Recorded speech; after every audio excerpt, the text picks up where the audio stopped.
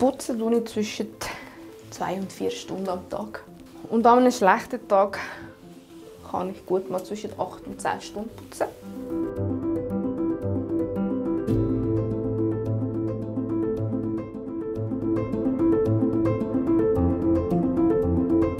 Was macht es jetzt mit dir, wenn ich die Mütze an den falschen Ort, also deine Augen an den falschen Ort lege? Es ist für mich oft ein extremer Druck in der Brust und der Drang, um das gerade wieder zu ändern. Also das Aushalten ist mega schwierig. Wenn es unordentlich ist, fühle ich mich nicht komplett. Ich fühle mich schlecht. Es geht so weit, bis dass ich das Gefühl habe, ich bin nicht gut genug. Das ist für mich ein unglaublicher Stress. Es zeigt sich in dem, dass ich einen unglaublichen Druck in der Brust habe. Ich fange an zu schwitzen. Es kann auch in Brüllausfälle kommen. Oder ich mich zurückziehe.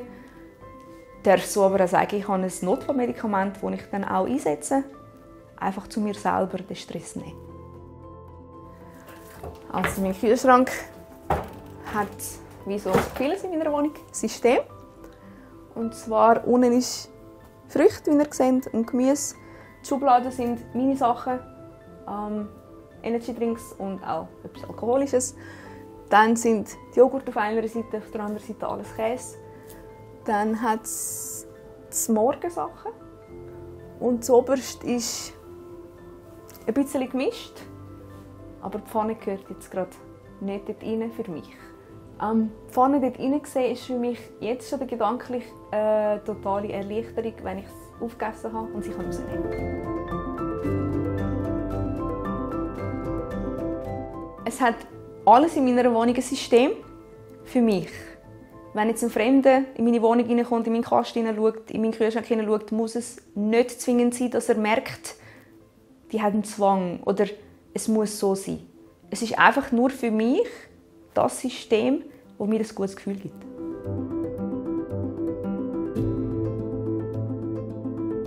Ich gehe davon aus, dass ich die Zwänge aufgrund von Missbrauch aus meiner Kindheit habe.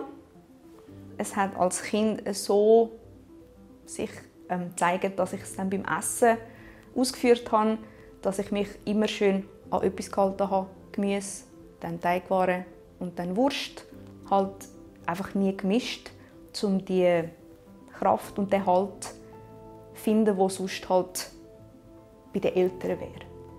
Ich glaube, so jetzt mit meiner Erfahrung und allem weiss ich habe meine Kindheit so durchgebracht. Meine Kinder sind zurzeit noch zu klein, dass ich mit ihnen darüber rede, dass sie Zwänge sind. Und sie sind so aufgewachsen, wie gesagt, ich zwinge sie zu nichts. Ihr Schrank ist chaotisch, für mich chaotisch pur. Aber ich lasse ihnen die Freiheit, weil ich muss ihnen die Sachen nicht rausnehmen. Und somit kann ich mit gutem Gewissen sagen, meine Kinder leiden nicht.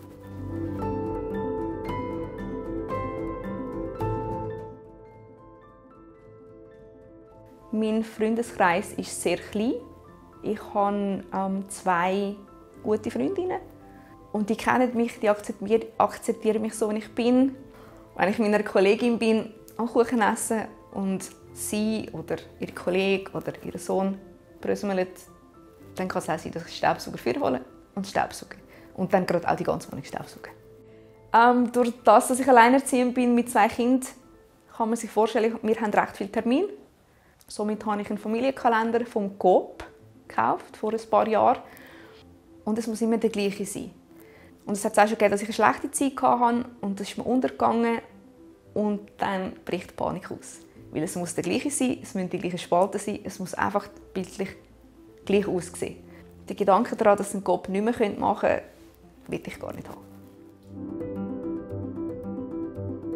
Ich habe 4 kleine Küsse bei mir im Bett, wo dann 3 gewaschen werden, dass eins nur nach mir schmeckt. Der Halt, den ich als Kind beim Essen gefunden habe, finde ich heute einfach noch in dem, was nach mir schmeckt, wo ich dann mich daheim fühle. Es gibt ganz klar Phasen, wo Zwänge mehr ausprägt sind. Wie gesagt, wenn ich psychisch angeschlagen bin, unter anderem auch Corona ist sehr ein schwieriger Aspekt für mich. Dann kann es Tage geben, wo ich einfach nicht mehr mag. dann macht es zack und es putzt einfach. Und dann mag ich aber auch nicht dagegen ankämpfen, sondern ich bin heute so weit, wo ich sagen kann, so, es ist heute so, machen wir das und morgen ist es wieder besser. Durch das, dass ich schon einige Jahre in Therapie bin, kann ich sehr gut sagen, ich mache Fortschritt, merke ich auch im Alltag, muss es mir aber manchmal auch selber vor Augen heben und sagen, weisst du, das ist Top-Leistung. Melanie, was passiert jetzt, wenn ich gehe? Wenn meine Gäste gehen, dann fängt es bei mir erst richtig wieder an. Ich kann so im Stegreif nicht sagen, wie lange, aber es muss einfach wieder sauber und aufgeräumt sein, sodass es für mich stimmt. Ich nehme an, so zwischen 1 Stunde bis 3 Stunden, je nachdem.